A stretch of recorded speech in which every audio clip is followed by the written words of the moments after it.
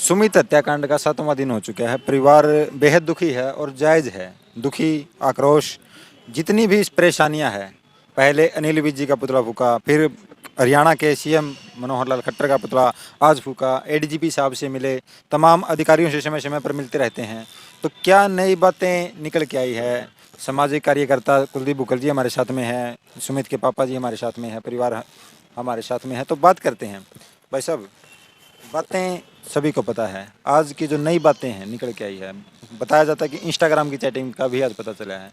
ADGP साहब ने क्या आश्वासन दिया है और आगे की क्या उम्मीदें? देखिए, सबसे पहले तो जंक्शन मीडिया का मैं धन्यवाद करता हूं कि पीड़ित परिवार की आवाज़ बनकर आई। और आज का जो हमारा कल जो हमने अल्टीमेटम दिया था कि हम मुख्यमंत्री हरियाणा के मुख्यमंत्री मनोहर लाल खट्टर की शव यात्रा निकालेंगे, पुतला फूकेंगे और शहर में प्रदर्शन करेंगे, वो आज हमने किया है। उसका असर पहले भी अनिल विज का जो हमने पुतला फूका था उसका भी असर हुआ है। एक बदतमीजी करने वाले डीएसपी का ट्रांसफ़र हुआ है और यहाँ के सुप्रीडेंट ऑफ पुलिस जो है एसपी थे उनका गंगाराम पुनिया का ट्रांसफ़र हुआ है। आज जो हमारी कॉल थी, आज उसको समाज के सभी बुद्धिजीवी लोगों ने ज़्यादा से ज़्यादा संख्या में भाग लिया और उसको पूरा करने का काम किया। और तब तक प्रशासन पर इतना प्रेशर बना कि एडीजीपी कार्यालय की तरफ से मैसेज आए कि मीटिंग करनी है, मीटिंग के लिए बुलाया जा रहा है, आपसे एक बार एडीजीपी मिलना चाहते हैं। तो तब तक प्रदर्शनकारी वहीं डटे रहे। एडीजीपी से मीटिंग हुई और बारीकी से शुरुआती दौर से लेकर अंतिम तक 29 तारीख तक की जो जो घटना थी, जो फैक्ट्स थे, हमने सारे एडीजीपी साहब को बताए हैं। हमने तथ्य दिए हैं, ऑडियो रिकॉर्डिंगों के बारे में बताया है। उसके दौरान जो और लोग जो शामिल है, जो मिले हैं, जो इस घटनाक्रम से जो है थोड़ी बहुत जानकारी रखते हैं, उनके दोस्त हैं जो, उनके बारे में भी हमने जो है ना इसमें चर्चाएं की। और जो नए नंबर निकल कर सामने आए थे, वो नए नंबर भी हमने पुलिस को अभी दिए हैं। तो एडीसी ऑफिस में आज एडीजीपी ऑफिस में जाने के बाद बड़ा पता चला, बड़ा दुख हुआ इस बात का, जो हम धरने पे हर रोज रिपीट कर रहे थे कि पुलिस की जांच आगे नहीं बढ़ी। ये बड़ी दुख की बात है। पुलिस बयान क्यों नहीं रिकॉर्ड कर रही? वास्तविक ये संस्था एडीजीपी ऑफिस ने, एडीजीपी ऑफिस में जो अधिकारी थे इस मामले में जो पक्ष रख रहे थे, तो एडीजीपी ने उनको फटकार लगाई कि आज तक इसमें थोड़ी भी जांच नहीं हुई, तुम सो रहे थे।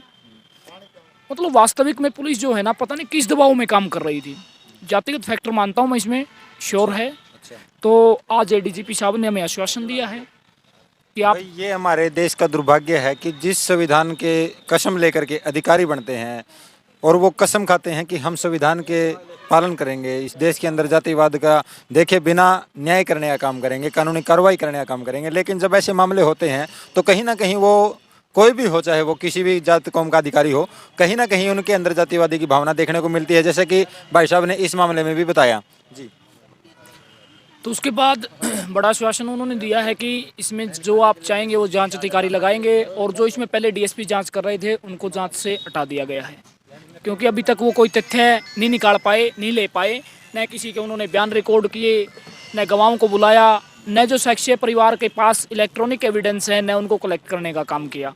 तो एडीजीपी ने उनको हटा दिया है और हमसे नाम मांगे हैं कि आप जिसको भी कहोगे हम उनको जांच अधिकारी इसमें लगा देंगे। और एडीजीपी साहब ने कहा है कि आप विश्वास रखिए कि मैं न्याय करूँगा।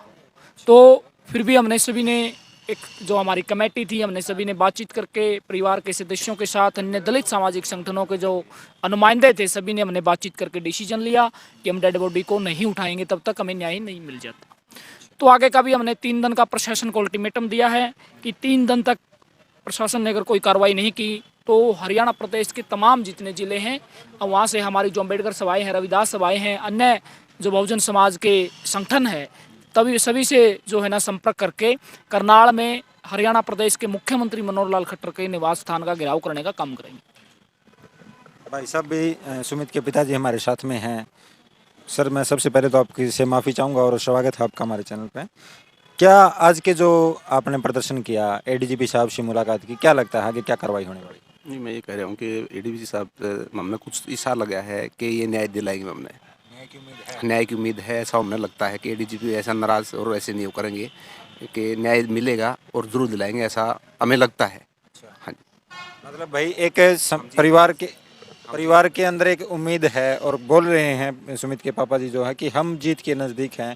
एक उम्मीद एडीजीपी साहब से लगाई जा सकती है कि इतने बड़े अधिकारी है, हो सकता है कि जब उनके तत्वाधान में ये कार्य होगा तो कहीं ना कहीं एक सच की जीत और परिवार को न्याय मिलने की, और जो इनकी मांग है कि निष्पक्ष जांच, इतनी ही मांग है परिवार की, स्टार्टिंग से लेकर अब तक बोलते आ रहे हैं।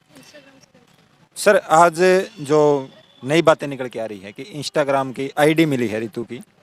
पहले तो रितु ये बोलती थी मीडिया में कि वो आपसे बात ही नहीं करती थी, उसके बारे में आप क्या कहना चाहिए? देखो जी, वो कुछ भी कह सके है, अपना बचाव के लिए कौन आदमी ये नहीं कहता कि वे मैंने ये नहीं किया वो नहीं किया, झूठ बोलेगी और क्या करेगी। अगर उसके पास, मेरे पास तो तथ्य हैं, उसके पास है तो मीडिया में है, प्रशासन को है, कहीं न कहीं दिखाओ, पता तो लगे उस चीज़ का। हाँ मेरे पास ये है, मेरे को फंसा जा रहा है। सर आज जो इंस्टाग्राम की आईडी आई है उसमें आपने क्या नया क्या निकल के आया उसमें? हर रोज़ नया निकल के आता है जी, हर रोज़ नया निकल के आता है, कुछ ना कुछ छोटा मोटा शुरू के कुछ ना कुछ तो मिला है। और जैसे आज जो एडीपीजी साहब ने एक बात रखी है कि भाई आज इनके जो जांच है वो शुरू, वो तो अगर पहले उनकी नॉलेज में होता तो मैं नहीं मानता था कि डेड बॉडी को संस्कार मिल जाता अब तक तो।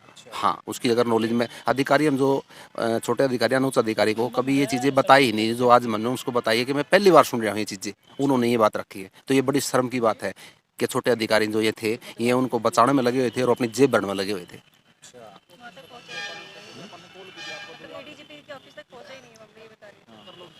जो कप्तान डीएसपी था उसकी मनसा एक ही थी कि वो पड़ा रहेगा छेड़ा रहेगा, तेरा बेटा तो है नहीं, किसी का है तो उसके लिए तो कीड़े मकोड़े हैं मम्मी। भाई बेहद निंदनीय कार्य जो डीएसपी कप्तान थे उनके द्वारा किया गया कि पहले ही दिन परिवार के ऊपर दबाव बनाने का काम किया गया, जिसकी वीडियो भी शायद आपने देखी हो, बहुत वायरल हुई थी। दूसरी बात कि डीएसपी साहब के मुंह से भाई साहब के जो बड़े भैया है वो बता रहे थे कि उनके मुंह से ये वर्ड निकले थे कि 2-4 दिन में बैठेंगे और फिर अपने आप उठ के चले जाएंगे। तो बेहद निंदनीय है, इससे निंदनीय घटनाएं पुलिस प्रशासन के लिए नहीं हो सकती। अगर पुलिस अधिकारी जिसकी तनख्वाह लेते हैं जिस काम को करने के लिए वो ईमानदारी से करें तो शायद दलित समाज के लोगों को भी और बाकी गरीब मजदूर तबके को भी ऐसे बैठने को, इतनी तेज़ दोपहरी में, आपने दोपहर की वीडियो भी देखी होगी, इतनी तेज़ धूप में, इतनी गर्मी में पुतला जलाना, उसके पास खड़े रहना, तपत के पास बैठना, बीच से दोपहर में रोड के ऊपर बैठना, ये किसी को भी ना करने पड़े, ये ना हो, किसी गरीब को दिक्कत ना हो। इसी के लिए संविधान बना था।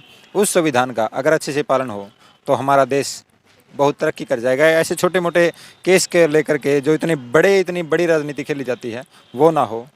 मैं यही चाहूँगा कि प्रशासन अपना काम संविधान को मान करके करे, संवैधानिक रूप से करे, कार्रवाई जो कानूनी कार्रवाई है वो निष्पक्ष जांच करके करे। इन्हीं बातों के साथ मैं सुखदेव रजा चाहूँगा। जय हिंद, जय भारत, वंदे मातरम।